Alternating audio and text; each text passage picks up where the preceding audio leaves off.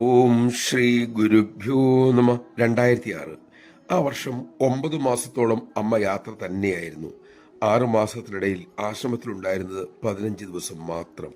ഒരു ദിവസം പൊതുപരിപാടിയിൽ 1,00,000 പേർക്ക് ദർശനം കൊടുത്തതിനു ശേഷം ആ രാത്രി തന്നെ അമ്മ ആശ്രമത്തിലെത്തി. അവിടത്തെ ആശ്രമത്തിലെ അന്തേവാസികൾക്ക് ദർശനവും നൽകി. പിറ്റേ ദിവസം അമേരിക്കൻ യാത്ര. ശ്രീലങ്കയിൽ ചെന്നപ്പോൾ അവിടെയും ദർശനം. ജപ്പാനിലെത്തിയപ്പോൾ അമ്മ ക്ഷീണിതയായി. കൂടെ ഉണ്ടായിരുന്ന സ്വാമിനിക്ക് തോന്നി അമ്മയ്ക്ക് വിശ്രമം ഉണ്ടാക്കിയേ തീരൂ എന്നവർ തീരുമാനിച്ചു. ഒടുവിൽ ഒരു ആശയം കണ്ടെത്തി. ജപ്പാനിൽ നിന്ന് അമേരിക്കയുള്ള യാത്ര 1-ാം ക്ലാസ്സിലാക്കുക. അമ്മ അപ്പോൾ നന്നായി ഉറങ്ങിക്കോളും. മറ്റുള്ളവരുമായി ആലോചിച്ചു. എല്ലാവർക്കും അത് സമ്മതമായി.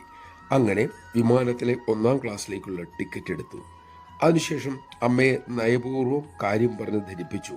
അമ്മ ശാന്തമായി പക്ഷെ ശക്തമായി പറഞ്ഞു, 1-ാം ക്ലാസ്സിലാണ് ടിക്കറ്റെങ്കിൽ ഞാൻ വിമാനത്തിൽ കയറില്ല. എന്ത് ചെയ്യേണ്ടു എന്നറിയാതെ അവർ കുഴങ്ങി. അന്വേഷണത്തിൽ ടിക്കറ്റ് ഇനി മാറ്റിയെടുക്കുക വിഷമമാണെന്നും മനസ്സിലാക്കി. പിറ്റേ ദിവസം ആ ഉയർന്ന ക്ലാസിന്റെ കാര്യം അമ്മ മറന്നു കാണുമെന്നും അമ്മ സമ്മതിക്കുമെന്നും സ്വാമിനി കരുതി. അങ്ങനെ സ്വാമിനി വിമാനത്താവളത്തെത്തി. പെട്ടികൾ അടുക്കി വെച്ചു. ഇനി അമ്മ വരണം. അവർ അമ്മയെ വിളിക്കാൻ ദർശനം കൊടുക്കുന്ന ഹാളിലേക്ക് ചെന്നു. സ്വാമിനിയെ കണ്ട അമ്മ പറഞ്ഞു, 1-ാം ക്ലാസ്സിലാണെങ്കിൽ അമ്മ വിമാനത്തിൽ കയറില്ല കേട്ടോ. അവർ വിരണ്ടുപോയി. ഇനി എന്തു ചെയ്യും? ഈ വിമാനത്തിൽ പോയില്ലെങ്കിൽ അമേരിക്കയിലെ പരിപാടികളുള്ള താളം തെറ്റും.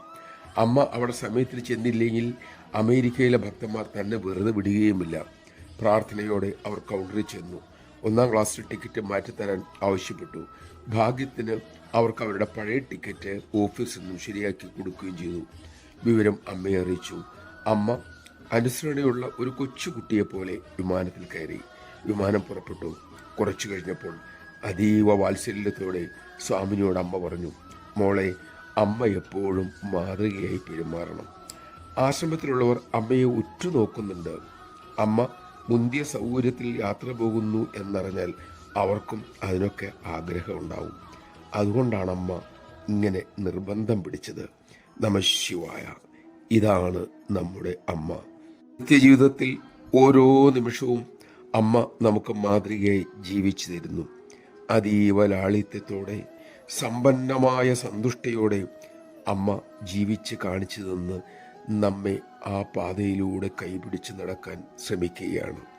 അമ്മയ്ക്കൊപ്പം നടക്കാൻ നമുക്ക് സാധിക്കട്ടെ. അതിനായി അമ്മയോട് തന്നെ നമുക്ക് പ്രാർത്ഥിക്കാം.